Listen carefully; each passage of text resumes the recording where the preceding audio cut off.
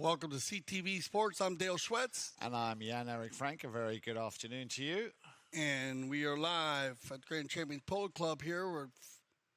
And this is going to be for our second game of the limited edition 8-goal today.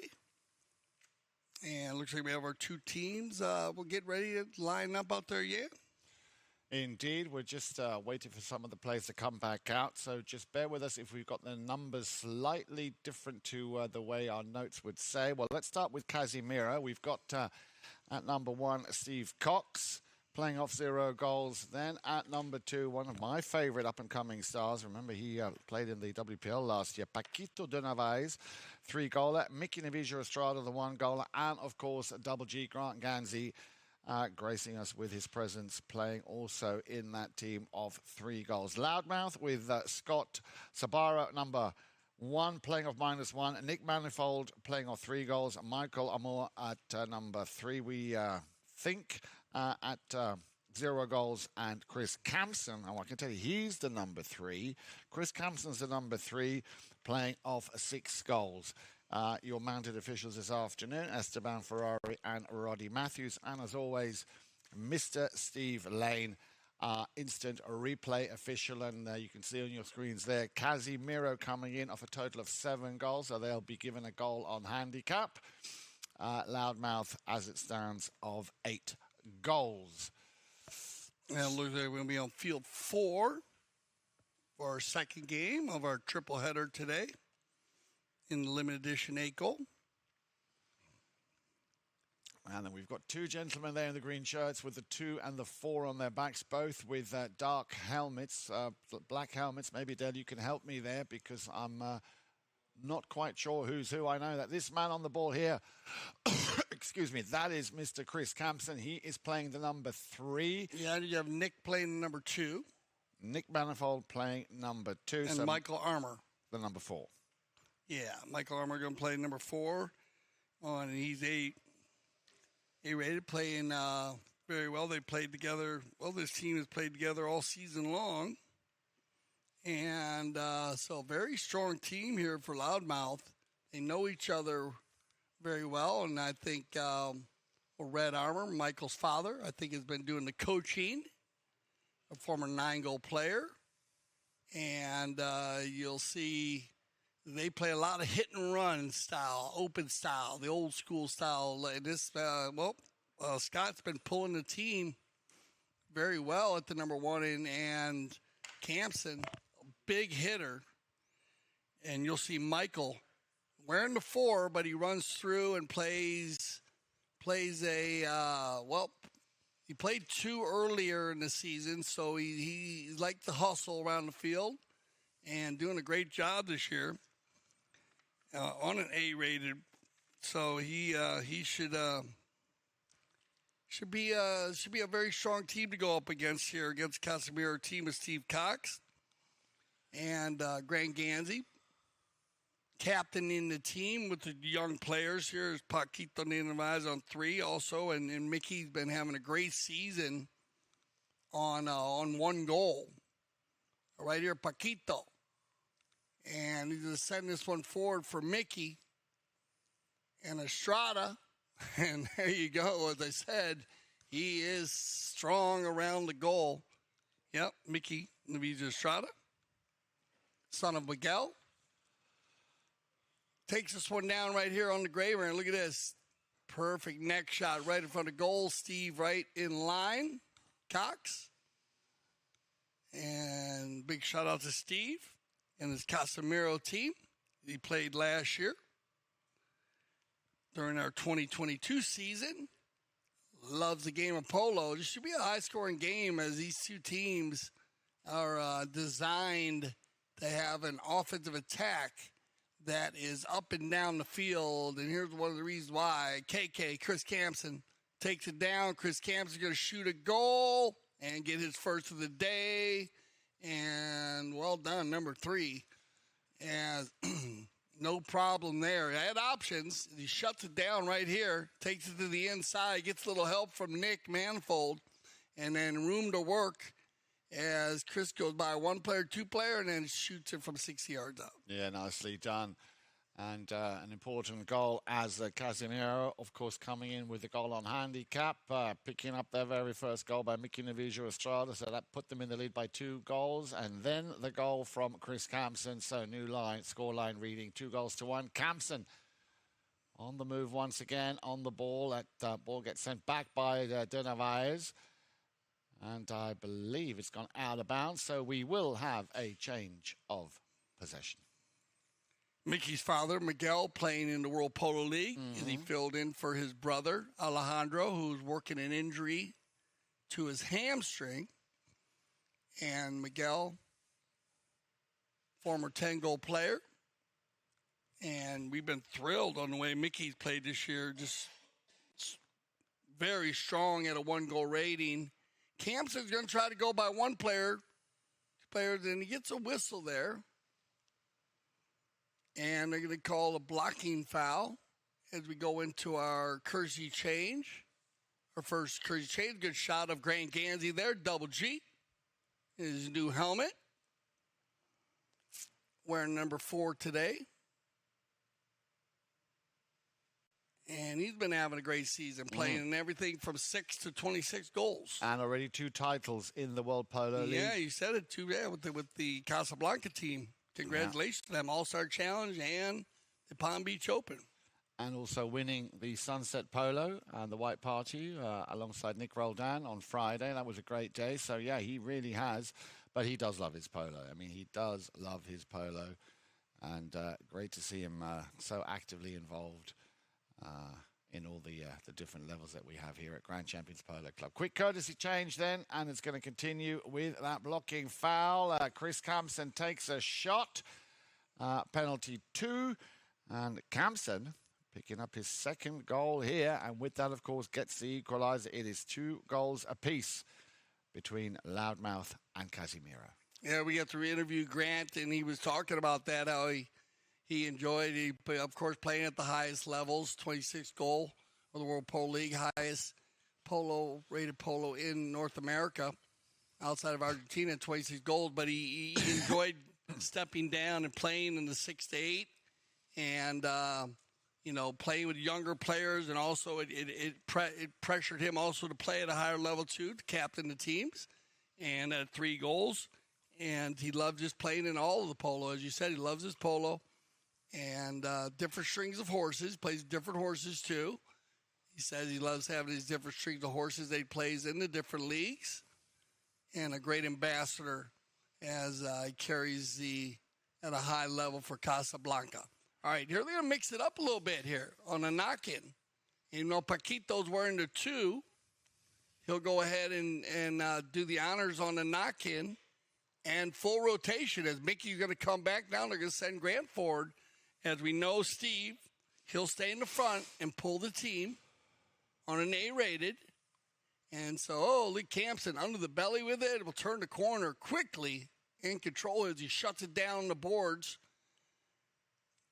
One time to the center, and this is what KK does very well. Facilitate the ball right over to Nick, who he plays a lot of polo with Nick. So him and Nick know each other very well on the field. They'll work the team around them.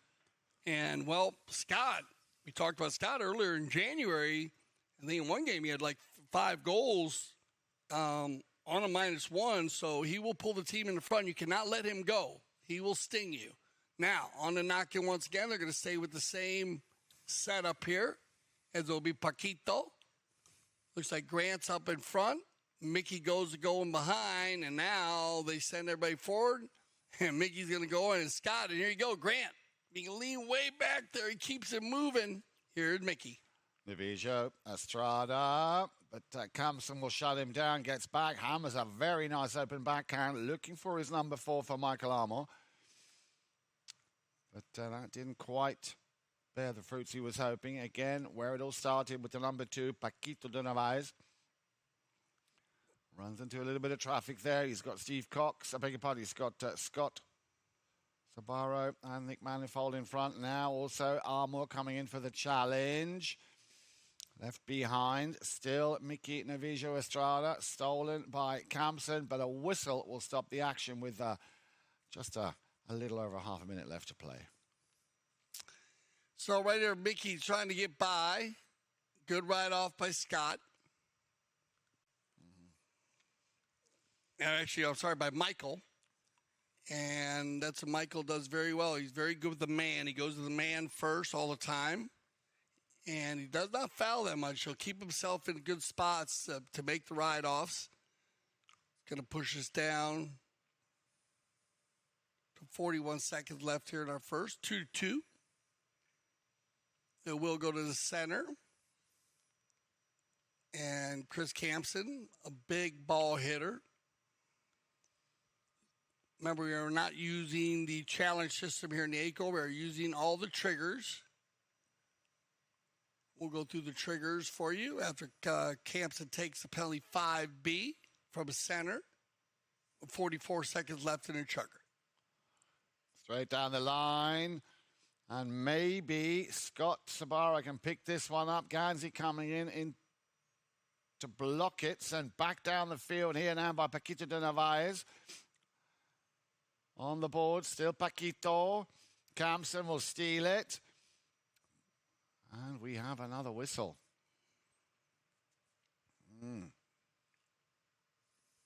So as someone comes off the boards here, the outlet pass, which is a little bit different here, is they actually have Paquito on the field now. And that's where you get a whistle right there. And that will end our first chucker of play. So we'll send everybody out for the fresh pony. We'll see our umpires come up with their final decision, and we'll be right back for our second chucker of the limited edition ACO. Today's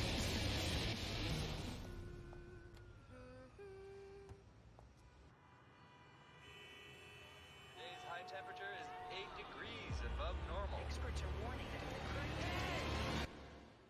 Don't let them in, don't let them see.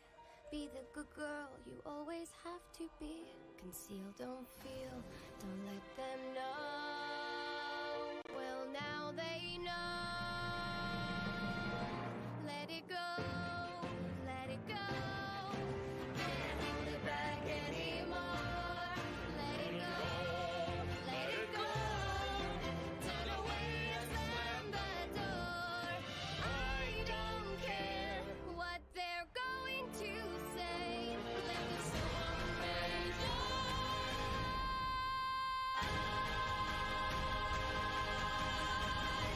Cold never bothered me anyway. I am Nick Weaver. I am the co-founder and COO of Blue Delta Gene Co. I probably measured over 30,000 butts, 7 feet tall and 7 feet wide. Doesn't matter. It is fun making people happy. When you make a garment that fits, that's one thing. When you make a garment fit and look good, that's another thing. And we are very good at the latter. We have grown our company by taking care of people. We have grown by making jeans that fit. There are some things that will never change. Where it's made, how it's made, and who's making them.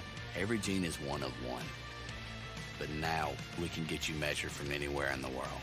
We have rolled out a virtual tailor system, blown away with the technology. It's unbelievable how accurate it is. It's a quick, easy, touchless way so we can get the measurements to make you a pair of damn good jeans. Welcome back to our second chucker play. We have a set of twos on the board. We have a penalty 5B from the center. We had a right-of-way violation to end the first chucker play. It was in the 30 seconds. So they'll carry that over to the second chucker. And we've seen a couple different switches here by the Casimiro team. As it was Mickey bringing the ball in, as Grant seems to go forward, and now Paquito and Narvaez will take the penalty 5. Oh, nice shot on goal here. That ball has a distance. Stay on the field here. Turn around by Campson. Yeah, I was just going to say, he wasn't sure whether that was going to just trickle over, but he thought, well, you know what, I might as well keep it going. Nice little hook there from Gansey. Great when they come running straight towards that those end zone cams, or the center cam, of course. Campson again, working it very hard. Little steal by Paquito. Paquito on the near side, working it very well. But he's still got the pressure. Now also coming in for Loudmouth was Scott Sabaro. Paquito, will he go for the under the neck? Well, he was thinking about it. You could see it quite clearly there. We'll try the long distance shot. Where's that going to go? Oh, he went through. He took his time. That's great play here by Paquito de Narvaez, picking up his first and putting his team, Casimiro, back in the lead by 3-2. Yeah, great shot here from about 75 yards. And he just hammers that one through. That was a good 90-yarder he would have made. And great composure there to wait for everyone to clear out of his way. And then Grant's going forward there, Mickey's going forward, and Steve. So he had options. And now look at this. Shoes on the other foot. And Campson, he's going to lay one out there for Nick. And Nick, just off to the right side, but a positive possession there as they win the bowl-in and get a very fast offensive attack. But off to the outside. Very unlucky, but again, that one-touch polo, which we're seeing that at all levels. We saw it in the 6th goal. We saw it in the game this morning, which was the 8th goal. Of course, we see it a lot in the 12th goal, but you see it, nearly in all the games of the high goal. Yeah, once again, Paquito de Narvaez just leaving everybody behind, working and making most of the space he's found over in that right-hand side of the field. Now the pass deep down, looking for Grant Gansey. He'll go for the under the neck. He got a piece of it, wants to turn it around and keep it in play. Just running out of Polo Field. Yeah, but up and down the field here. A little different than our first 8-goal game we said over Santa Rita with Aurea and Raful. Yeah, Raful. They were kind of finding each other. There were defensive battles in the middle, but these two teams, they have just opened it up and early have been rolling and have taken this to a whole nother pace. Good shot of the World Polo League flags flying in the distance there, and it looks like they're blowing from east to west today. So you might get a little more help as Grant Gansey's going to ride that one out. Number 2 in the green, going to come from left to right. See what they elect to put this one at. And that'll stop the clock.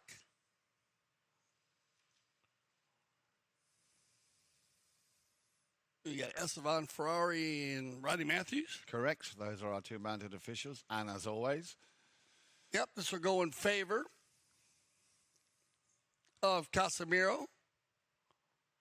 And it's going to go ahead and be Paquito. And the Vise, here's the rotation. Ooh, a little cheeky little steal there by Nick Manifold. As I said, enough space in between the two players there, and that ball got hit past Nick's boot for a clean steal as there was a non-call on the play. Campson. Mickey gets there first, finds Grant Gansey. Grant using the boards perfectly there. Now he'll press. Puts the pressure on Campson. KK on the gray pony. He'll leave that one behind, and Grant's not going to waste any time just to move it down the field. Campson overrides, controlled by Paquito. And he'll pick this one up, and they're working it hard. There's a player that's once again Grant Gansey going into the red zone or into the danger zone. We had that exact same situation earlier on, just getting denied that last shot to keep the ball in play.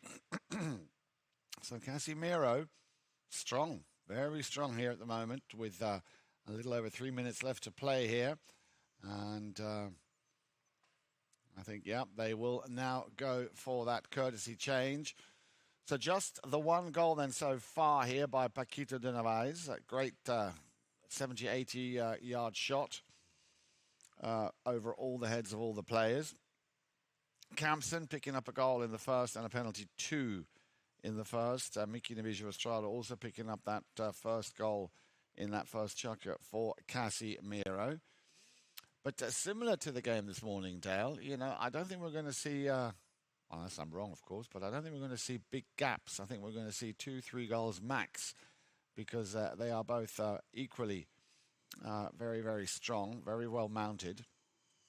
It wasn't until the end of Chucker 5 and Chucker 6 in that game this morning with Aurea, or this afternoon, I should say, with Aurea and Raffle, that we saw a 3-goal advantage, but that didn't last very long. Raffle coming back with a final goal right at the very end. Trevor making that final goal, and here we have a very similar situation.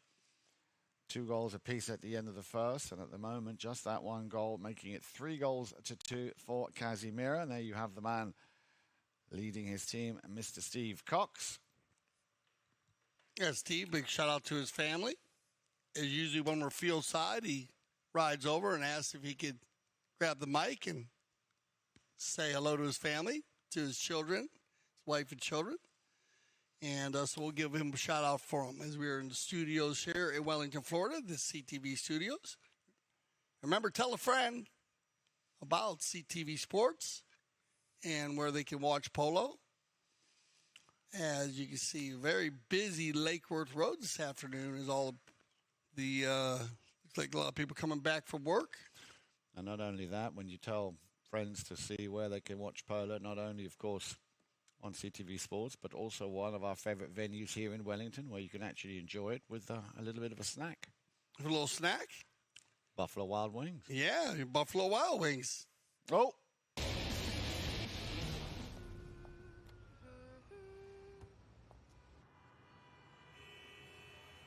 high temperature is 8 degrees above normal. Experts are warning that if the current Don't let them in, don't let them see. Be the good girl you always have to be. Conceal, don't feel, don't let them know. Well, now they know. Let it go, let it go. Can't hold it back anymore. Let it go, let it go. Turn away and slam the door. I don't care what they're going to say. Life is so amazing.